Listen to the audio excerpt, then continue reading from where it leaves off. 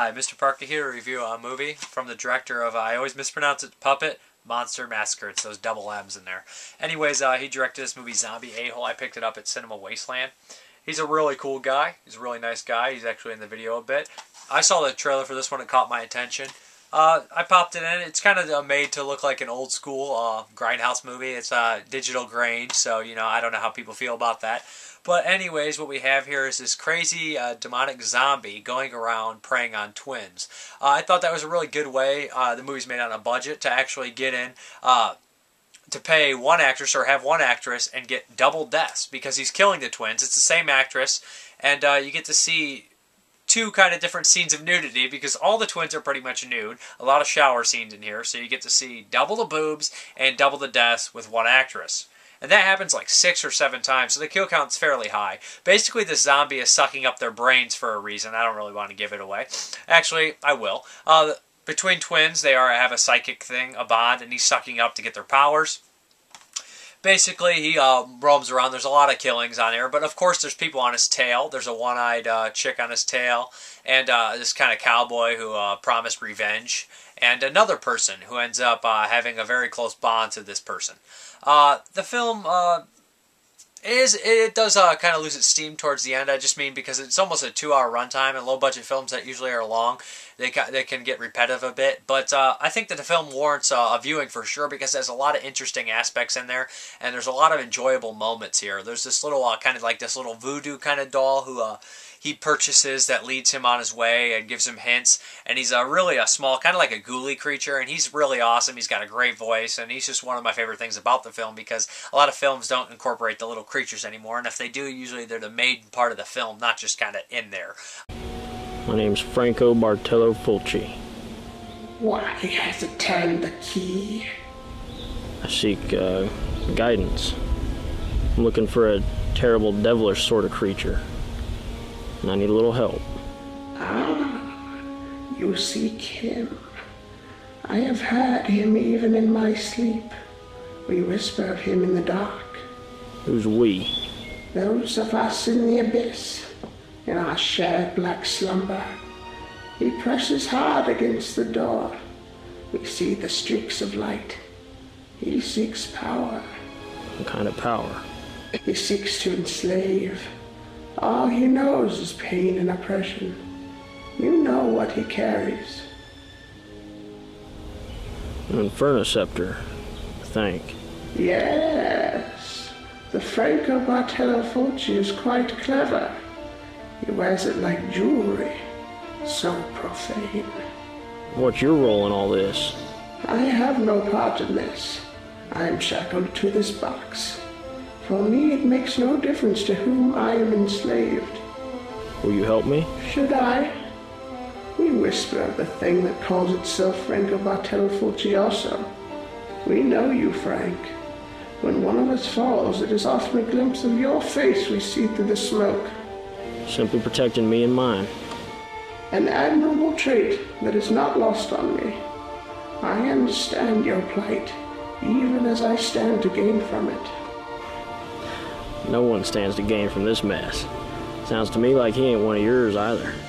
Yes, personal gain seems to be his goal. He may no longer be a man, but his greed is unquantifiable. Now, if he ain't a man, and he ain't one of yours, what is he? A demon who's been unsupervised long enough to gain significant power.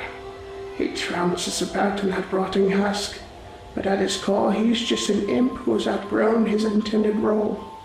I need to know where he is, and I need to know how to stop him. For now, I will tell you that the next piece of the puzzle lies alongside this road. That's all I get.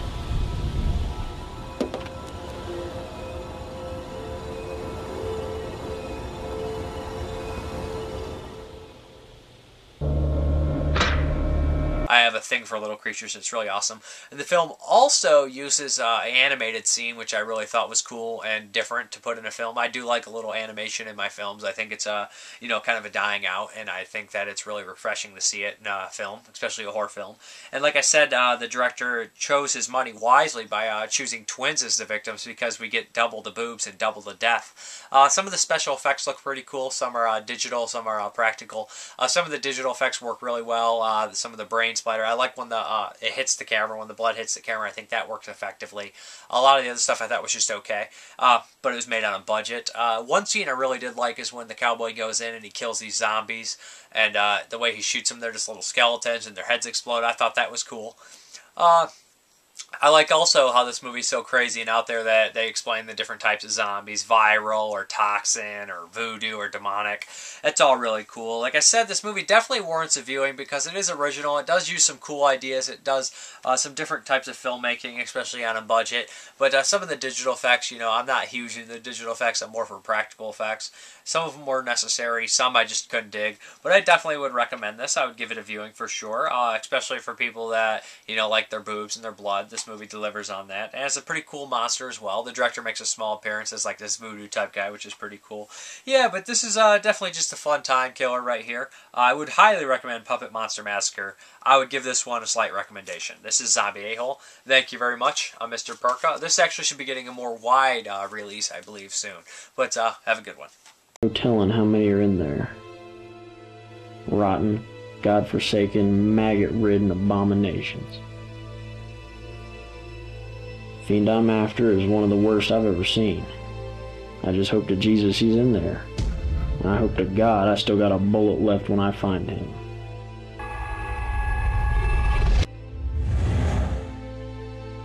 Come on, Frank. Time to give these bastards some down-home religion. Don't mess it up.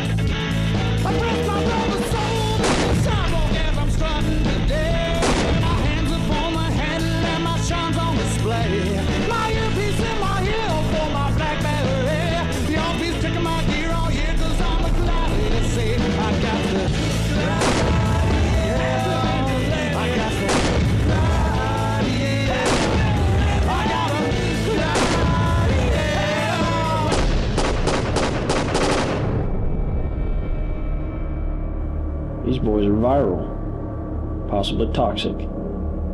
He ain't here. This kind don't have much to do with these poor bastards.